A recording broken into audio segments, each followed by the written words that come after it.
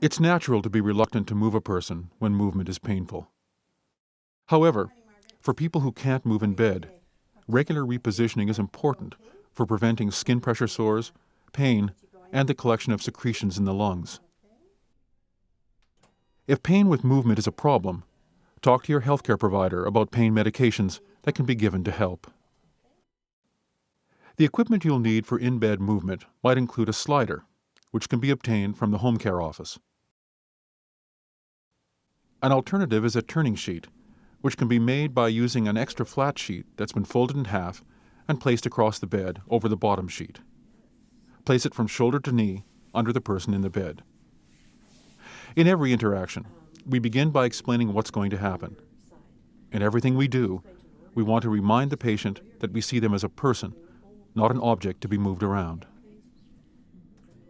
To turn a person in bed, begin by lowering the patient's head as much as possible, either by lowering the head of the bed or removing the pillows that support their head. Note that if the person is short of breath, they may not be able to lie completely flat. If the bed is adjustable, always raise it to waist height. Ensure that urinary drainage bags and other tubings that are attached to the person aren't caught or attached to the bed. If there are side rails on the bed, lower them. Be sure the brakes are set. Loosen the covers and remove any extra pillows. Place the person's arms across their body. You'll use the turning sheet to help the person move toward one side of the bed. This will ensure that when they're turned on their side, they'll remain in the center of the bed. Roll the turning sheet and grasp it with your wrists in the neutral position, that is, palms up. Your elbows should be tight to your sides. Keep your knees slightly bent and plant your feet in the direction you plan to move, with one slightly in front of the other. Protect your back by tilting your pelvis.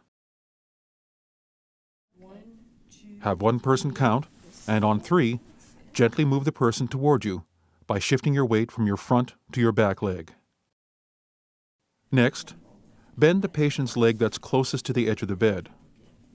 Supporting the person at the hip and shoulder, use the turning sheet to slowly roll the patient toward the center of the bed.